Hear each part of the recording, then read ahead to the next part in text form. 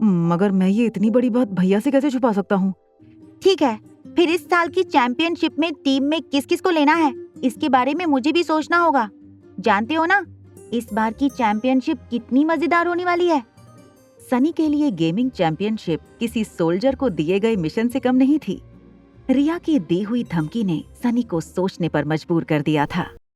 VVIP room में अंजलि, अनिका और रोहित बैठकर बातें कर रहे थे। माफ करना रोहित, वो बाहर मैंने उन लोगों के सामने जो कुछ भी कहा वो बस उन्हें जलाने के लिए कह दिया था। Please don't mind about it. Anjali aunty की ये बात सुनकर रोहित थोड़ा सा रिलैक्स फील करने लगा।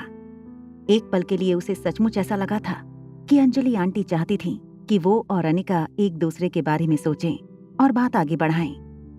अभी तीनों बात कर ही रहे थे कि वेटर खाना लेकर आया। Shall I serve you sir? Ladies first. Waiter ने पहले अनिका को सर्व किया। रोहित और अंजलि आंटी खाना खाते खाते आपस में बातें करने लगे। उनकी बातों से अंजलि आंटी को पता चला कि 2 दिन बाद अनिका रोहित की दादी माँ का इलाज करने चंडीगढ़ जा रही थी। चंडीगढ़ में रोहित की दादी का इलाज करने के बाद तुम सीधा दिल्ली घर चले आना। इसी बहाने हमें भी तुम्हारे साथ वक्त गुजारने का मौका मिल जाएगा। जब से तुम्हारी माँ घर छोड़कर गई थी, तुम्हारी नानी का रो रो कर बहुत बुरा हाल हो गया था। आज भी उनकी आंखों में बस एक ही चीज का इंतजार रहता है, कब उनकी बेटी घर वापस लौट कर आएगी। मामी, I am very very sorry, मुझे अभी के अभी निकलना पड़ेगा। अनिका ने सोचा था कि रोहित की दादी का इलाज करने से पहले वो एक बार मनोज जी से मिल ले और उनसे ये जानने की कोशिश करे कि आखिर ऐसा क्या था उस पुरानी फार्मा कंपनी में जो डोगरा और गुलेरिया खानदान हाथ धोकर उस कंपनी के पीछे पड़ गए थे। स्वाति मैडम, बिल्कुल अपनी माँ पर गई हो। वही रूप, वही रंग, वही चेहरा। जानती हो बेटा, मैंने तुम्हें यहाँ क्यों बुलाया है? तुम्हारी माँ को यहाँ की कॉफी बहुत पसंद थी। उस जगह की कॉफी एक बार तुम पियो तो शायद तुम्हें अच्छा लगेगा। मनोज अंकल, दरअसल मुझे आपसे एक जरूरी काम था। बेटा, अगर कंपनी के अकाउंट को लेकर कोई बात है तो मैं तुमसे कहना चाहूंगा कि मैं पूरी कोशिश कर रहा हूँ कंपनी को नुकसान से बाहर लाने की। तुम कंपनी की मालकिन हो। अगर तुम चाहती हो कि कंपनी की बागडोर किसी ज्यादा क्वालिफाइड आदमी के हाथ में देनी चाहिए तो मैं उसके लिए भी तैयार हूँ। अंकल, ये कैसी बातें कर रहे हैं? आपने जो कहा वो तो मैं कभी सोच भी नहीं सकती। मैंने आपसे पहले भी कहा था और आज भी कह रही हूँ कि मैं इस कंपनी की सिर्फ कागजी मालकिन हूँ। इस कंपनी के असली मालिक तो आप हैं। प्लीज, आज के बाद ऐसी बात कहना तो दूर, सोचना भी मत। मैंने आपको यहाँ एक पर्सनल काम से बुलाया था। कहो बेटा, क्या बात है? क्या कर सकता हूँ मैं तुम्हारे लिए? अंकल, क्या मेरी माँ ने सिर्फ मेरे ही नाम पर यह कंपनी की है या कुछ और भी है? मेरा मतलब ऐसा कुछ जो कंपनी से जुड़ा हो, कंपनी के बाहर या अंदर? हाँ है। कंपनी के अलावा भी एक चीज है जो तुम्हारी माँ तुम्हें देना चाहती थी। अंकल, क्या है वो? मुझे बताइए प्लीज। मनोज जी ने हंसकर जवाब दिया, तुम्हारी माँ ने तुम्हारे नाम पर कंपनी के अलावा एक और चीज छोड़ी थी और वो दूसरी चीज है ढेर सारी काबिलियत। हालांकि ये बात बहुत इमोशनल थी, मगर ये बात सुनकर अनिका थोड़ी निराश जरूर हुई थी। थोड़ी देर बाद मनोज जी को खुद रियलाइज हुआ कि जब स्वाति मैडम की मौत हुई थी तब अनिका बहुत छोटी थी, मगर अब वो काफी बड़ी हो चुकी है और समझदार भी है।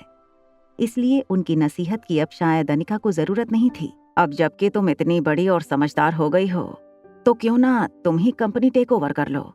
माँ ने आपको किसी वजह से ही चुना था इस फार्मा कंपनी की देखभाल करने के लिए। भला उनके डिसीजन को मैं कैसे बदल सकती हूँ?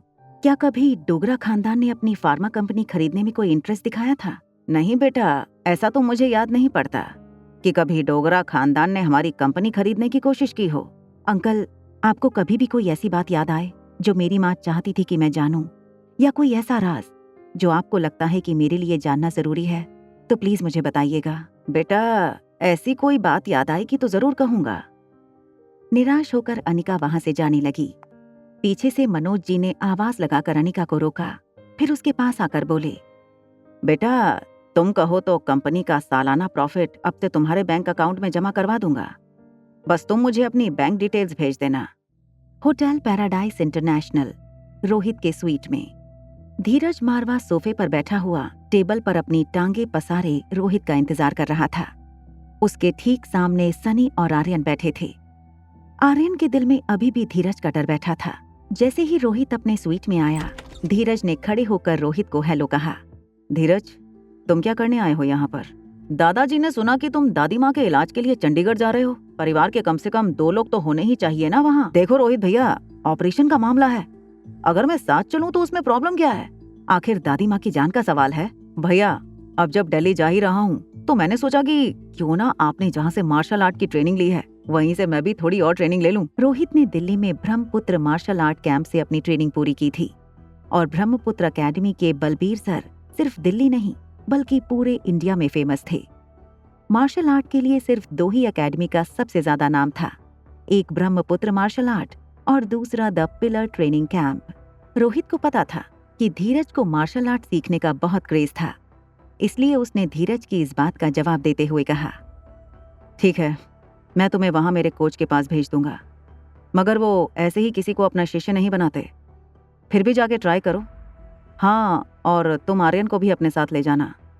ये बात सुनकर धीरज ने अपना मुंह बिगाड़ते हुए आर्यन को देखा और रोहित से कहा, इससे मार्शल आर्ट सीखने ले जाऊं? Are you sure? धीरज की इस बात पर गुस्सा होते हुए रोहित ने उसे घूर के देखा।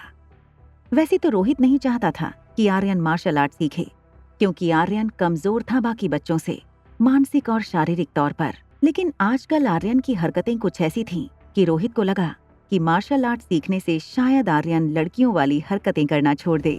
आगे की कहानी जानने के लिए देखें अगला एपिसोड सिर्फ पॉकेट एफएम के YouTube चैनल पर। और एक लड़की को देखा तो के सारे एपिसोड को सुनने के लिए डिस्क्रिप्शन में दी गई लिंक से डाउनलोड करें पॉकेट एफएम ऐप।